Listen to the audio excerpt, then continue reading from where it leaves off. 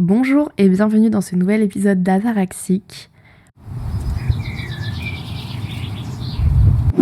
Aujourd'hui c'est un épisode spécial parce que je suis accompagnée de mon copain pour parler d'un sujet universel et pourtant très personnel, les relations amoureuses. Donc ça me paraissait logique d'inviter mon copain dans cet épisode.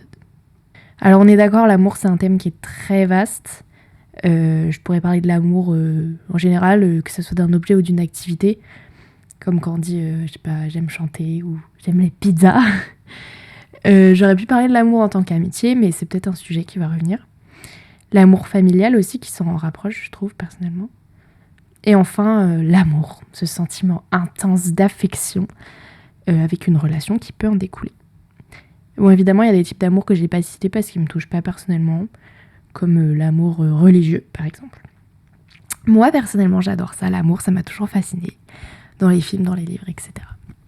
Donc j'ai préparé des petites questions que je vais poser aujourd'hui. Et on va commencer sur l'amour aujourd'hui. Déjà, bonjour. Bonjour. Je suis trop contente du coup de faire un épisode accompagné. Bon, déjà pour décrire la relation qu'on a, on est une relation du coup hétéro, avec quelqu'un qui se définit comme une fille et quelqu'un qui se définit comme un garçon. Voilà, monogame, pas de relation libre. Bon, déjà, première question que j'ai pour toi. Est-ce que tu pensais avoir ce genre de relation à notre âge ? Pourquoi et pourquoi pas ? Moi, j'y croyais pas du tout. Pendant toute la période collège et lycée, pour moi, ça a toujours été les relations amoureuses. J'entends des relations qui ne pouvaient pas être réelles et sérieuses. Même si elle a débuté après le lycée, à la fin de notre première année d'études supérieures, elle arrive quand même assez jeune. Elle arrive assez jeune, oui. Dans nos vies respectives, on avait tous les deux 18 ans. Donc pour moi, c'est assez jeune. Ça reste très jeune. Et pour moi, à cet âge-là, c'était difficile d'imaginer une relation sérieuse qui dure, puisqu'autour de moi, je voyais plus les relations amoureuses comme, on va dire, une sorte de simulacre dans lequel les relations sont juste utiles pour... C'est juste avoir une relation et pas spécialement aimer c'est ça, personne, quoi. Montrer la relation aux autres plus que d'avoir... C'est être en couple pour être en couple. C'est ça, ouais. Alors, c'est peut-être pas du tout le cas, puisque je n'ai jamais été en couple sérieusement, on va dire, au collège ni au lycée, donc je ne sais pas... je suis pas la bonne personne pour donner mon avis peut-être là-dessus, mais en tout cas, de ce que je ressentais, c'était plus quelque chose de presque mondain, on essaie de se montrer avec quelqu'un d'autre, d'être avec quelqu'un d'autre pour les autres plus que pour soi-même. Ouais. Ben moi, je suis pas totalement... Enfin, si, je suis d'accord avec toi, mais d'un autre côté, moi, comme je disais tout à l'heure, c'était un peu un truc dont je rêvais, quoi. Sachant que mes parents se sont rencontrés très, très, très jeunes, j'avais un peu ce truc de me dire... c'est quand que je trouve, quoi. Et c'est pareil, mon frère a été en couple beaucoup plus rapidement que moi. Donc, du coup, j'ai essayé un peu cet idéal autour de moi que ça arriverait jeune, quoi. Oui, moi, c'est vrai que j'ai jamais eu cette pression-là. Et je me la suis jamais mise. Mes parents ne sont pas rencontrés forcément jeunes. Autour de moi, je connais peu de personnes qui se sont rencontrées ou qui se sont mises en couple tôt et dans une relation qui a duré. Donc pour moi, j'étais pas pressé, je me pressais pas et j'avais pas d'impératif. Ok. Bon, maintenant on va commencer à parler des relations en général, plutôt, des relations aujourd'hui. Et la question c'était, selon toi, en quoi les relations de notre génération diffèrent-elles de celles de nos grands-parents ou de nos parents, ça dépend. Pour moi, elles sont pas tant que ça différentes, ou en tout cas, je pense que le monde dans lequel on grandit et le monde dans lequel nos grands-parents ont grandi et nos parents ont grandi est tellement différent, il a beaucoup évolué, que c'est difficile de dire elles sont différentes sur tel point. Oui, mais tu trouves pas que la représentation qu'on s'en fait est peut-être différente ? Disons qu'elle est peut-être aujourd'hui plus libre, au niveau des du fonctionnement d'une relation, même si je trouve que c'est pas forcément un très bon mot de parler de fonctionnement, mais dans la construction même d'une relation, il peut y avoir des relations encore aujourd'hui très fermées, très exclusives, on va dire, qui ressemblent beaucoup à ce qu'on se fait des relations de nos grands-parents, avec cette pression sociale encore plus forte de trouver quelqu'un, de se marier, de rester avec la même personne toute sa vie. Aujourd'hui, c'est vrai que... Oui, c'est ça, c'est justement ce que je voulais dire en posant cette question, c'est que aujourd'hui, il y a moins ce truc de trouver la personne, et même si ça se passe mal, tu dois te marier avec, quoi. J'ai l'impression que c'était un peu comme ça. Oui, avant. Et puis en même temps, je pense aussi que même à une autre période, à une autre époque, il pouvait y avoir des relations comme celles qu'on vit aujourd'hui. Je prends l'exemple de la nôtre, mais de plein d'autres relations qui sont sincères. Et je pense que ça n'a pas été toujours comme ça l'est aujourd'hui, mais il y a eu des prémices avant. Ça n'a pas toujours été des mariages arrangés. Et je pense qu'aujourd'hui, quand on voit les terribles actualités sur les féminicides, je pense que tout n'est pas tout rose aujourd'hui. Il y a même si ça a toujours existé, je pense, aujourd'hui, les relations de couple ne sont pas du tout parfaites pour tout le monde, en fait. Donc, je pense qu'il ne faut pas construire un idylle. Faut pas placer notre vision de l'amour aujourd'hui comme étant parfaite par rapport à celle d'avant, quoi. Ouais. Moi, je voulais aussi faire un parallèle à quelque chose qui change beaucoup par rapport aux générations de nos grands-parents, de nos parents. C'est les réseaux sociaux. Et c'est vrai qu'il y a eu la naissance des applis de rencontre, par exemple, où j'ai l'impression que c'est quand même un type de relation plutôt basé sur le physique que basé sur la personne, son caractère, la conversation, etc. Et il y a un peu ce truc en fait, on voit tellement de gens sur les réseaux que limite, j'ai l'impression, après, tu me diras ton avis, mais j'ai l'impression que les critères des gens aujourd'hui sont plus exigeants en mode je vois plus de gens comme ça sur les réseaux, donc moi je cherche quelqu'un comme ça. Et justement, c'est ce que je disais, c'est que moi, dans ma tête, les relations d'avant, c'est juste celle-ci, je l'aime bien, ou celui-ci, je l'aime bien. Donc, du coup, je vais me marier avec. Et j'ai l'impression qu'aujourd'hui, il y a plus cette recherche, ce truc de green flag, red flag, un peu.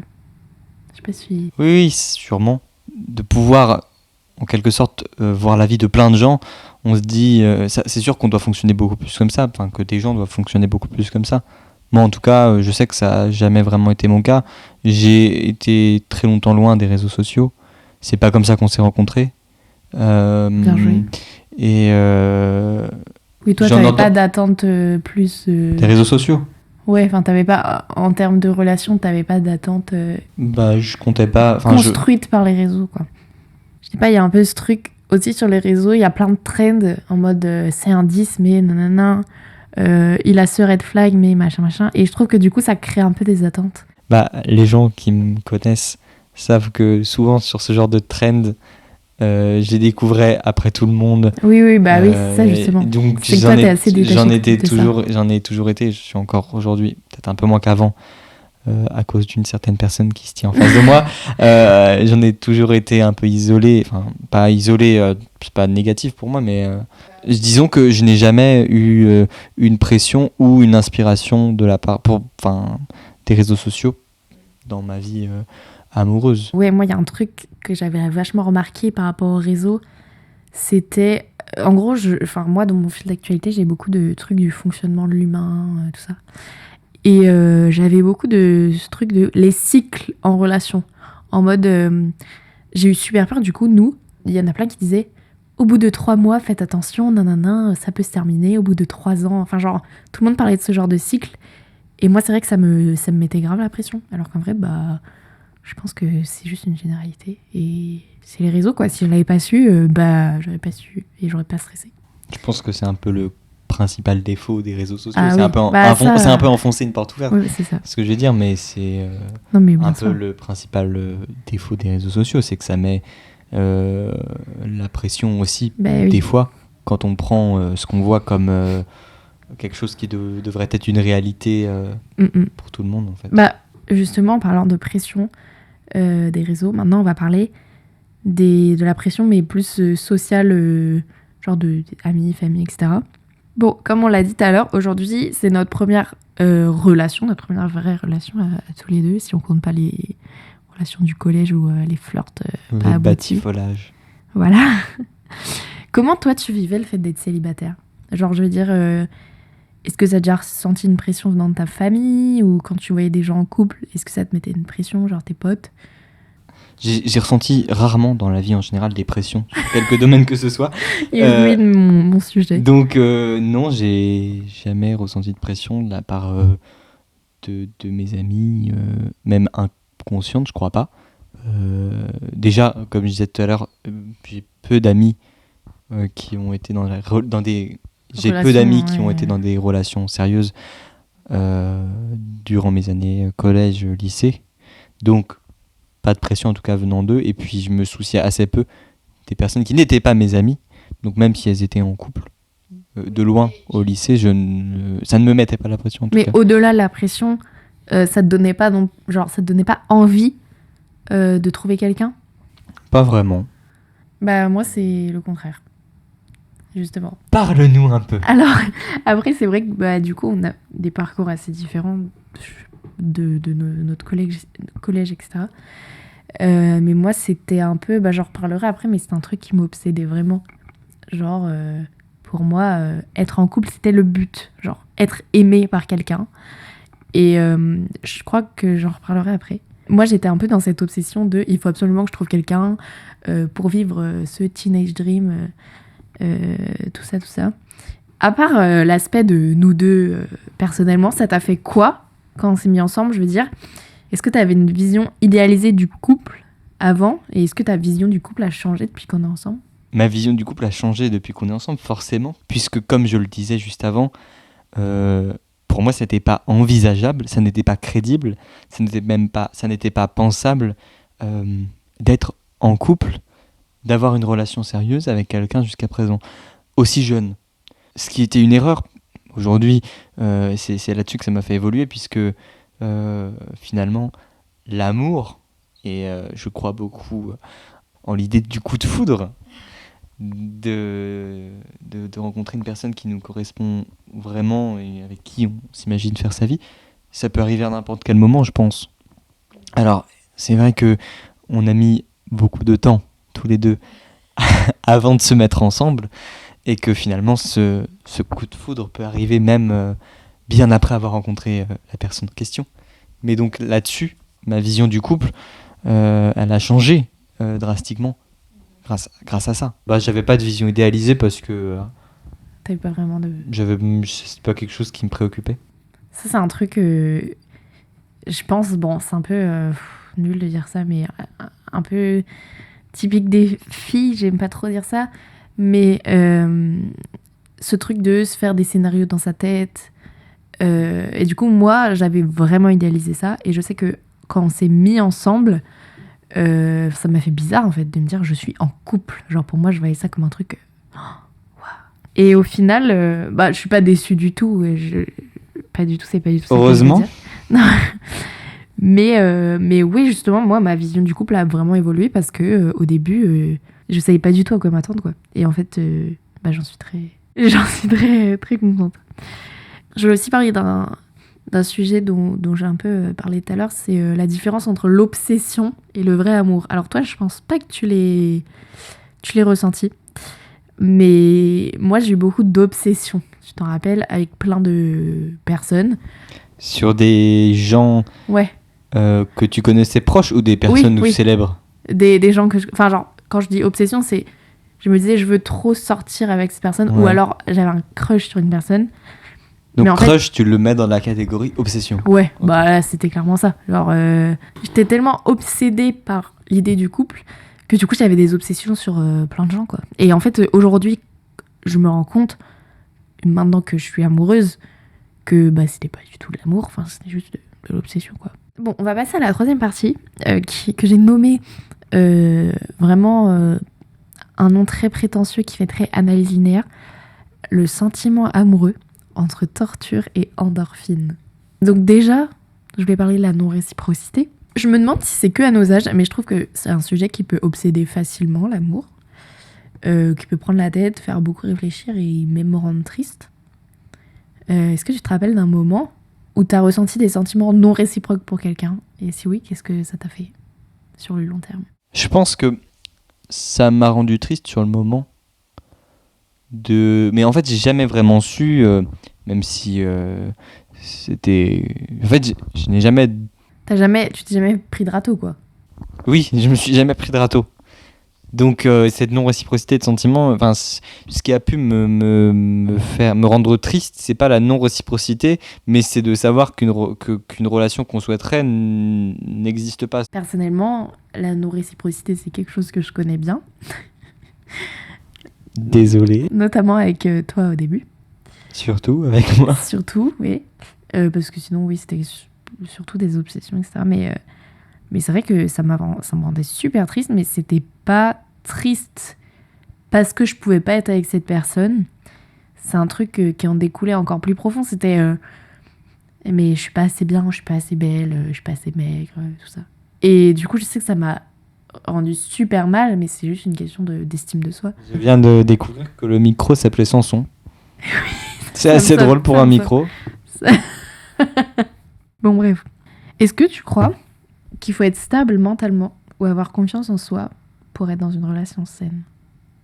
Il faut être stable mentalement, plus pour la personne que pour soi-même. Oui. Parce qu'en soi, la stabilité de son propre être, l'instabilité plutôt de son propre être peut faire du mal à la personne, mais pas forcément à soi-même. Je préfère que mon instabilité me touche moi-même que quelqu'un d'autre. Et donc forcément, pour être dans une relation de couple, je ne conçois pas blesser l'autre personne en étant instable. Donc pour moi, c'est quelque chose de primordial. Après, évidemment, la stabilité pure et dure n'existe pas. Évidemment. Voilà. Mais pareil pour la question de confiance en soi, moi, comme je disais tout à l'heure, il y a des moments où j'avais tellement pas d'estime en moi que en fait ça aurait pas été possible. C'est d'ailleurs pour ça, je pense qu'on a mis autant de temps, c'est que j'avais pas confiance en moi du tout. Et je me sentais pas assez bien pour être avec toi. Et quand je me suis rendu compte qu'en fait je valais ce que je valais, et c'est tout de suite...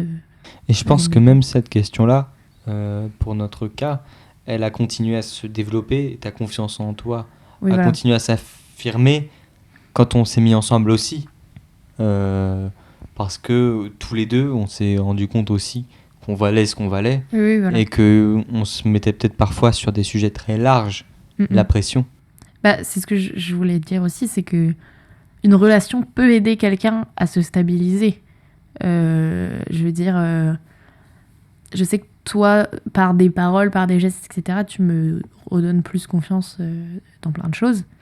Mais je pense qu'aussi ça peut aggraver la situation dans certains cas. Je pense que si t'es trop mal, tu peux créer une dépendance, créer tout ça. Tu penses que sans forcément avoir une relation avec quelqu'un de toxique, ça peut quand même être négatif ? Je pense, ouais. Je pense que la ligne est très fine. Mais tu vois, il y a même ce truc dont je te parlais tout à l'heure, hors podcast, mais je disais qu'en fait, j'aime tellement passer du temps avec toi que je pourrais ne voir plus personne et que toi. Et du coup, évidemment, c'est un cas extrême, mais je veux dire, ça peut arriver avec des gens et du coup... oui.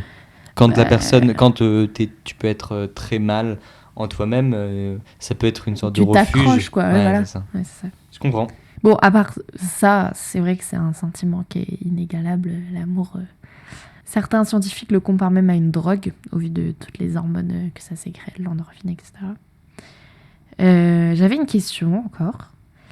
C'est, est-ce que tu penses qu'il est possible d'être pleinement heureux en restant célibataire toute sa vie ? Je ne sais pas.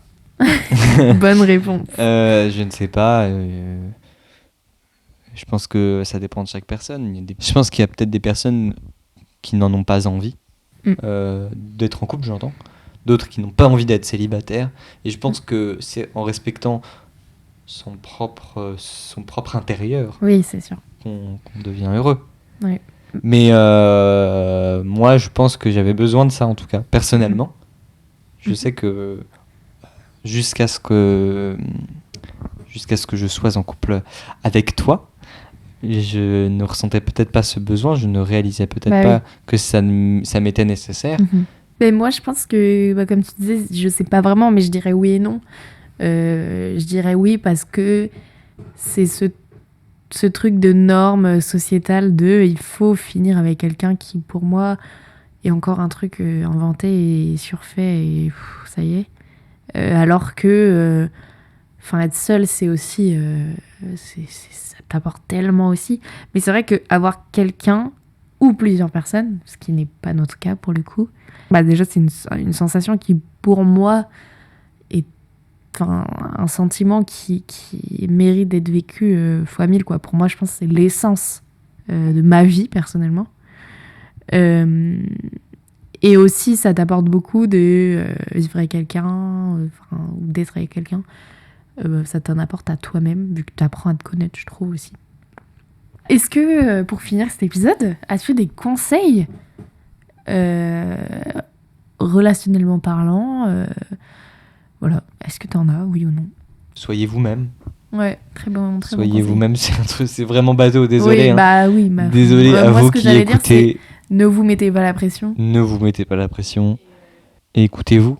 Écoutez-vous vous-même et écoutez votre partenaire. Bon, merci beaucoup de m'avoir accompagné sur cet épisode. Merci beaucoup à toi, Madame Ataraxique. Je trouve ça trop cool d'avoir quelqu'un d'autre. Donc, je pense que cet épisode sera évidemment plus long que les autres. C'est un nouveau format.